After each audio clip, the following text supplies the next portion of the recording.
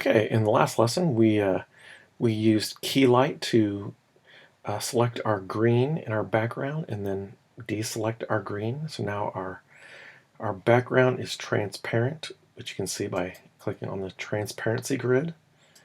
I like seeing my background on here so I can kind of see the shading a little bit better.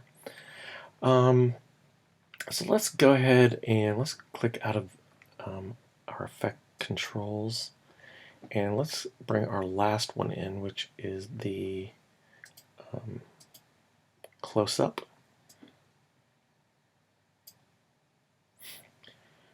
And we're going to look at some of the features that Keylight has. And so let's go ahead and drag our Keylight onto the close-up layer. And let's select a spot. Usually a good spot is pretty close to the subject. And I'm going to just turn off the underlying layers. And sometimes when doing key, one of the challenges is trying to get the hair to stay in. Keylight does do a good job on this one. But we're going to look at the screen matte, and we're going to be looking at the view. So view right now is at the final result, so this is how it's going to show up in our final. And we're also going to look at combined matte. So let's go to combined matte.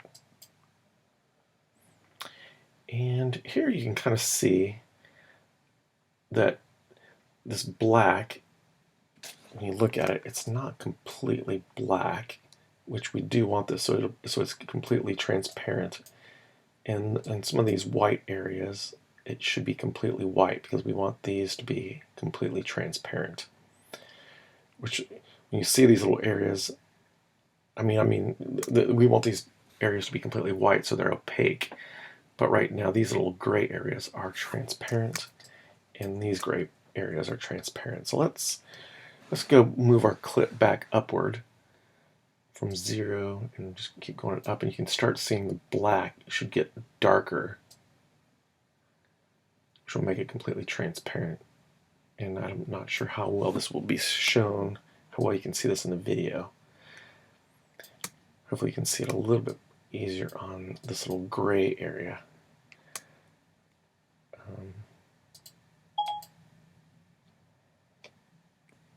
Sorry, I didn't quite. Sorry about that. I'm not sure why my phone is talking. So let me go to the clip white, and I'm going to bring that down.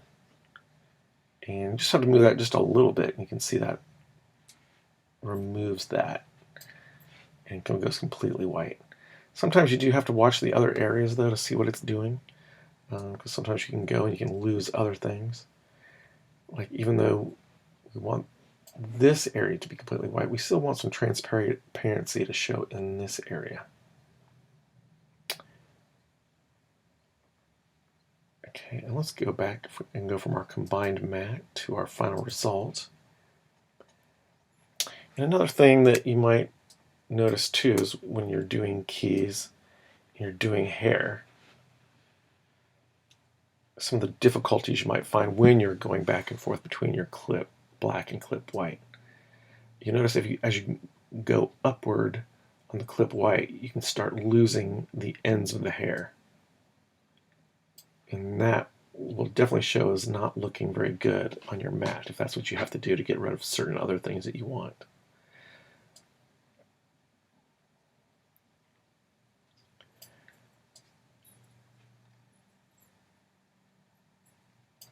Okay, and in the white, I can add some of that back. But as you can see, when we're adding the white, you lose some of the transparency. So there we'll go back up higher and try to keep as much transparency as we can. So something like that.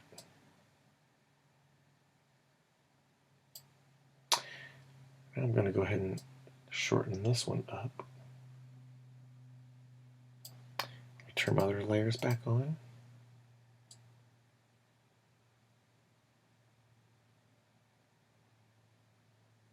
And I'll move this one over a little bit so they're not overlapping. That looks better. Okay, let's go back to our wide shot and let's go to our combined matte on this one.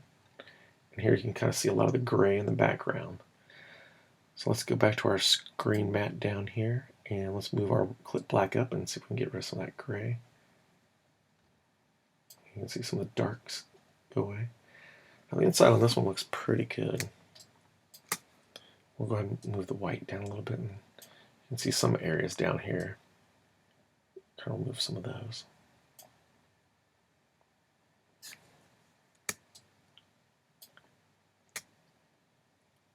Move my clip back up a little bit more.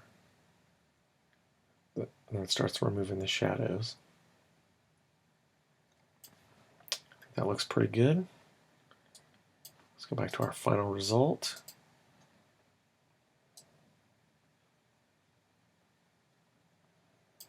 Okay, let's check our final result. Okay, select this final result. And we'll go into our, let's go into our combined matte under view. And once again, we'll have a lot of gray on this one.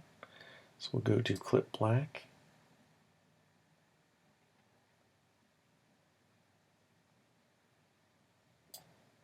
Move it up before we get a lot of that gray out.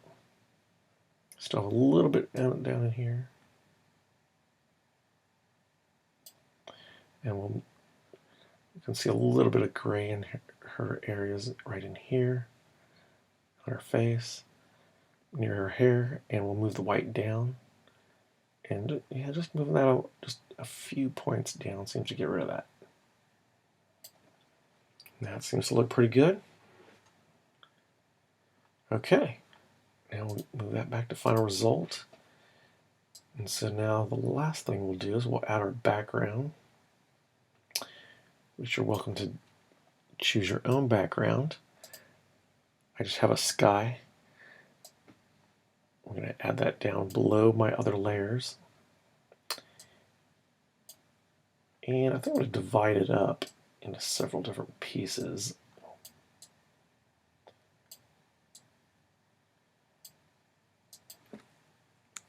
So I can give it a different look.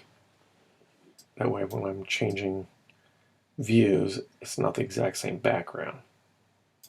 So let me go ahead and choose, clip that to match. And then I'm just going to do a duplicate, Command D. And I'll move this one over. And then do another Command D. And I'll move that one over here.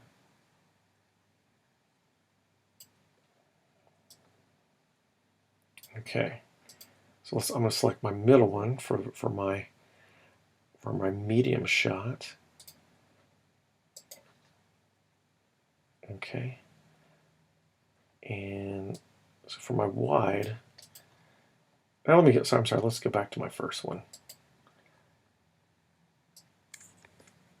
Let's zoom that one in the most, since it's the wide shot. And we'll go to my next shot, which is the medium, and we'll do that somewhere in the middle.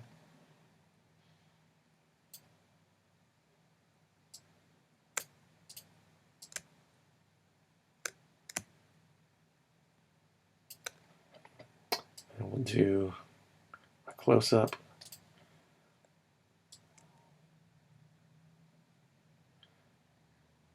And we'll move that out the most. Make it look like it's close. So something like that. And then we gotta look at it and see how it's looking. And then make any adjustments if any adjustments are needed. And that's the end of this lesson.